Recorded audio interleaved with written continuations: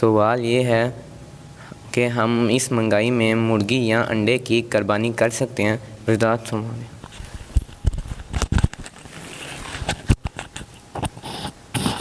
یہ بڑا عام سا سوال ہے۔ اس وقت بہت سے لوگ اس سوال کو پوچھ رہے ہیں، چاہے وہ مذاقاً یا از راہ مزاح ہی پوچھتے ہیں، لیکن حدیث شریف میں مرغی اور انڈے کی قربانی کا ثواب کس عمل پر ملتا ہے وہ میں عرض کر دیتا ہوں۔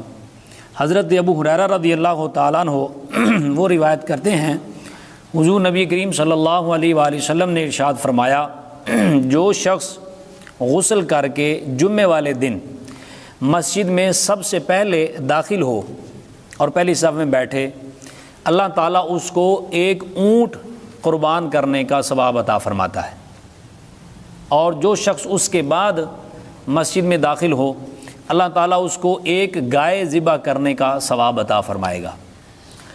اور اس کے بعد حضور نے فرمایا تیسرا آدمی اس کے بعد مسجد میں داخل ہو تو اللہ تعالیٰ اس شخص کو بکرا یا سینگوں والا مینڈا وہ قربان کرنے کا ثواب عطا فرماتا ہے۔ اور حضور نے فرمایا جمعے والے دن پھر چوتھے نمبر پہ جو آدمی آئے، اللہ تعالیٰ اس کو مرغی ذبح کر کے قربانی کرنے کا ثواب عطا فرماتا ہے۔ اور اس کے بعد پانچواں جو شخص داخل ہو مسجد میں، اس کو اللہ تعالیٰ انڈے کی قربانی کا ثواب عطا فرماتا ہے۔ تو حضور نے فرمایا اس کے بعد جب امام خطبے کے لیے ممبر پر آ جاتا ہے تو پھر فرشتے جو ہوتے ہیں وہ بھی خطبہ سننے میں مصروف ہو جاتے ہیں۔ تو اس حدیث سے یہ تو پتہ چلتا ہے کہ جمعے والے دن جلدی آ کر مسجد میں بیٹھنا اونٹ کی قربانی کا ثواب ہے، گائے کی قربانی کا ثواب ہے، مینڈے کی قربانی کا ثواب ہے، اور پھر مرغی اور انڈے کی قربانی کا ثواب ضرور مل جاتا ہے۔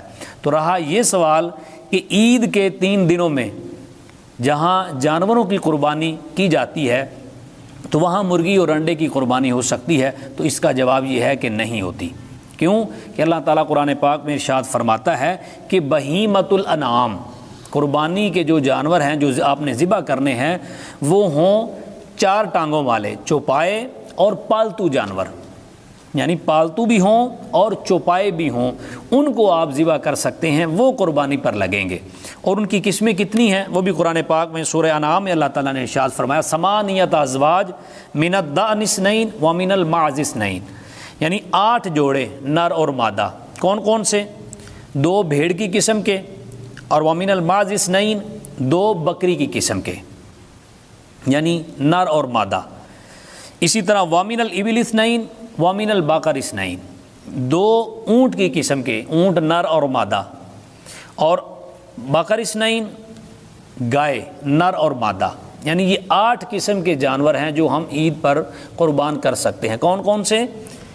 سب سے پہلے آپ گنیے، اونٹ نر اور مادہ 2 ہو گئے، گائے بھینس نر اور مادہ 4 ہو گئے، اس کے بعد بکری نر اور مادہ 6 ہو گئے، اس کے بعد بھیڑ نر اور مادہ، مینڈا دمبا بھی اس میں شامل ہے۔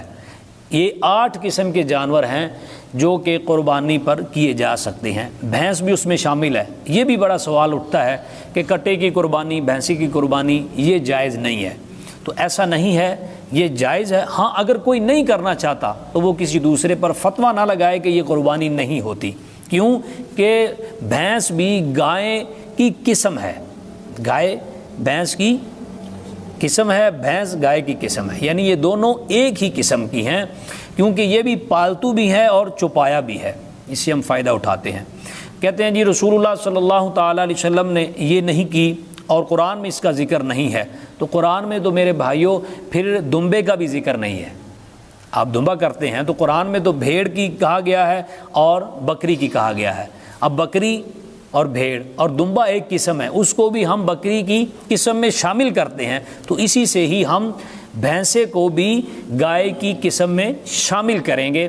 تو بھینسے کی قربانی بالکل جائز ہے۔ ہاں اگر کوئی نہیں کرنا چاہتا تو وہ نہ کرے، لیکن کسی دوسرے پر فتویٰ جڑنے کی ضرورت نہیں ہے۔ اللہ ہمیں عمل کی توفیق عطا فرمائے۔